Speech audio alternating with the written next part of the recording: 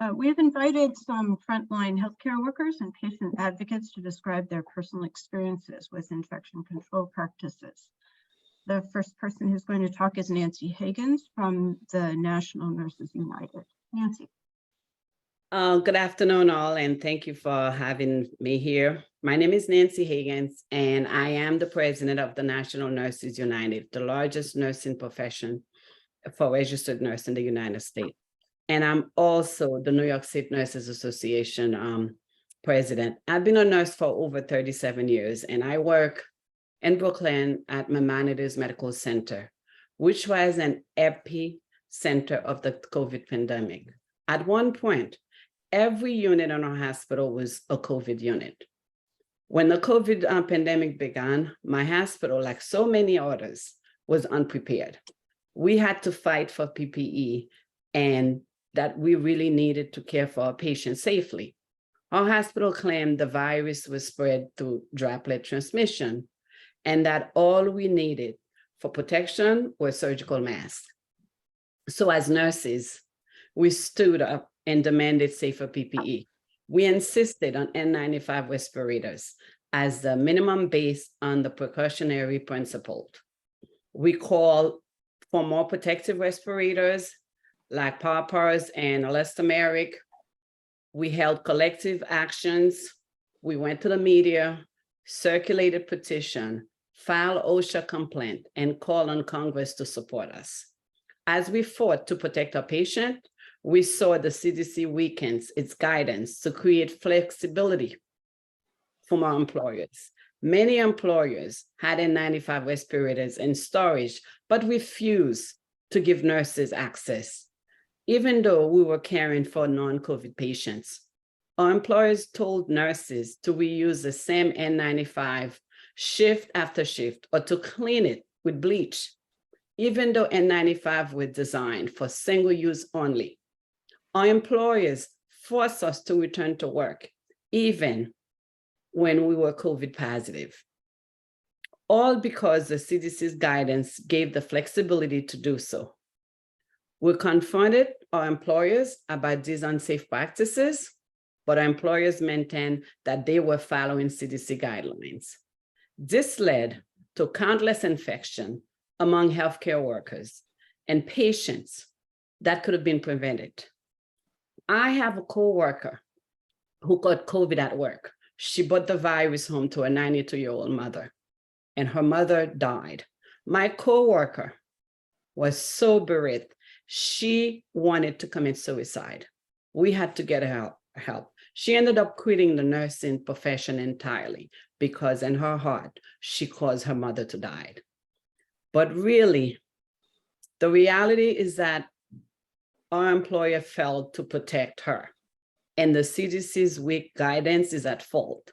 Our employers talk about needing flexibility to respond to the nursing shortage, but really, there are over 1 million nurses currently who are not working as nurses in the United States because of the poor working condition. Nurses are leaving the bedside in high numbers because of the abandonment of our health and safety during the COVID pandemic. As nurses, we need to work to save the world. We put our patients and our community ahead of us, but the CDC is putting us behind again.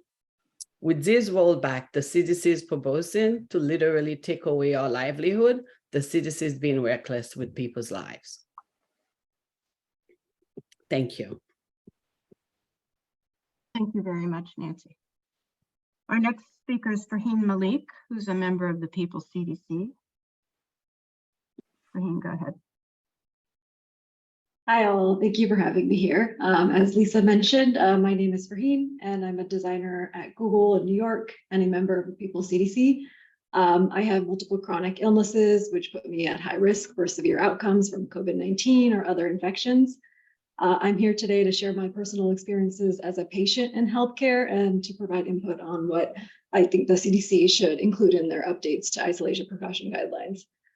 So before the pandemic, most of my challenges with healthcare were related to finding providers who would take me seriously, as well as dealing with lots of admin.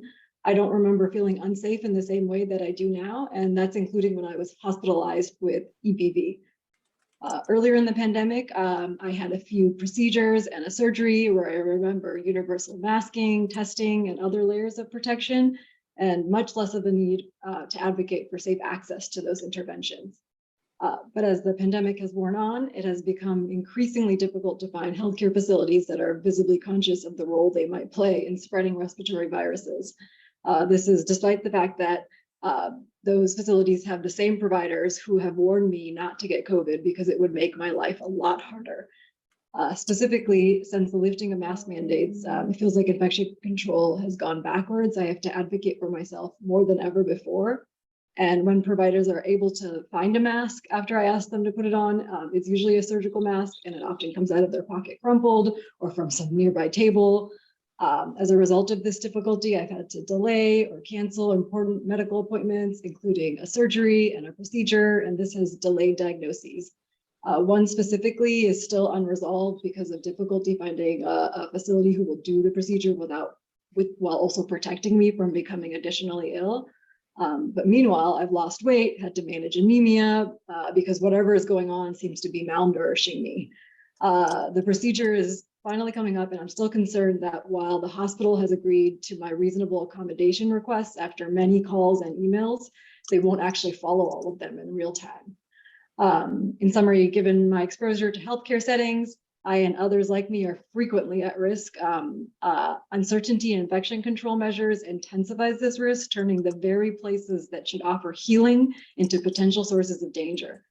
The CDC's updated guidelines for isolation precautions should recognize the significant role of aerosol transmission in disease spread. A protective approach should include exposure assessments, written exposure control plans, precise control measures like proper ventilation, airborne isolation rooms, and PPE, including universal masking with broad use of well-fitting N95s or better.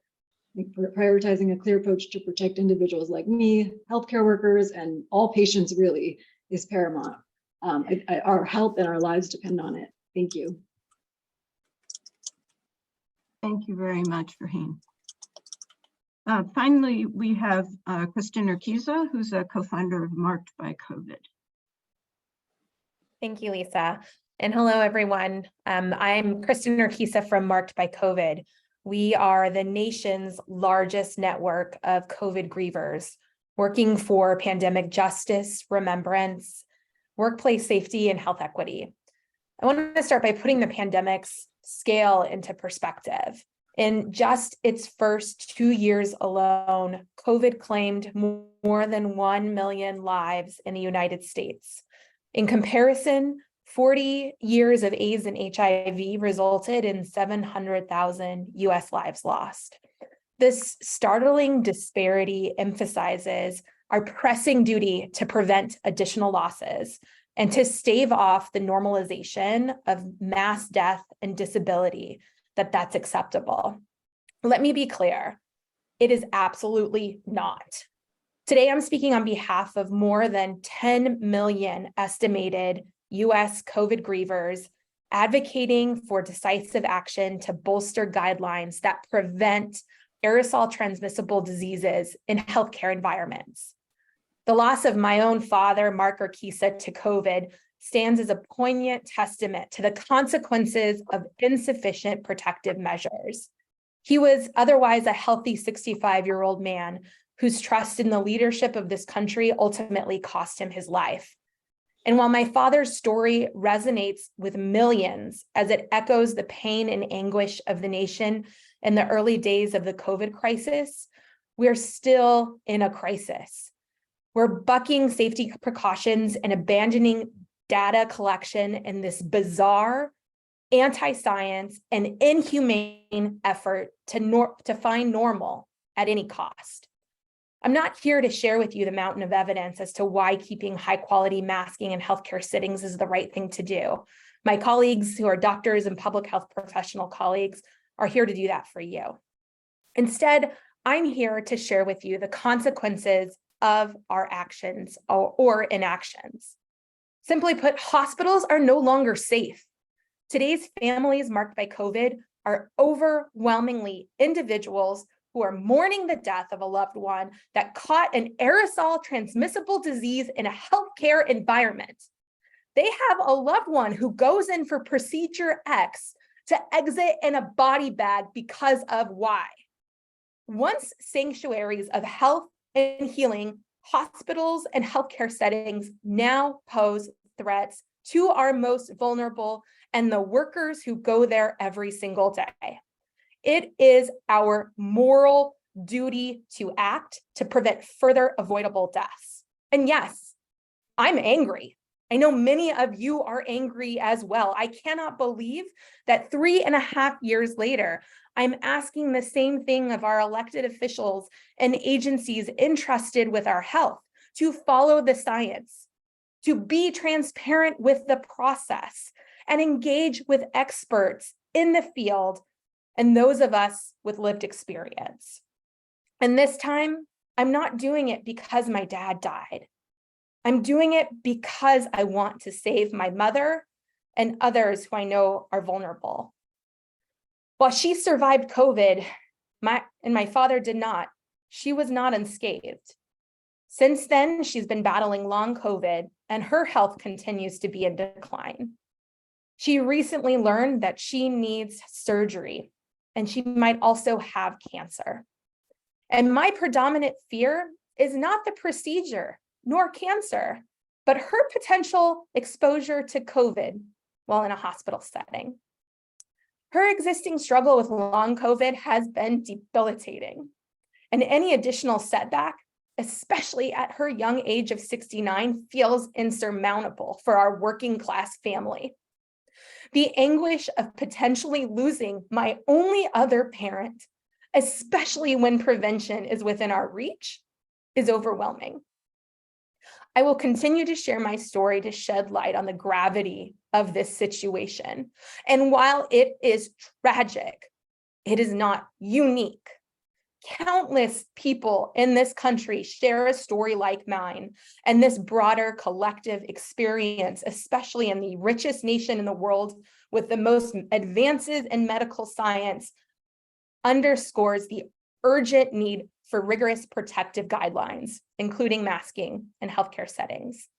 So on that note, I implore the CDC and HCPAC to heed our experiences, respect the science, and truly recognize the lasting toll of these diseases. We must reinstate these places as safe havens, ensuring that an additional life is not needlessly lost. The cost, as I have been forced to experience and witness again and again, is far too great. Kristen. Thank you very much, Kristen.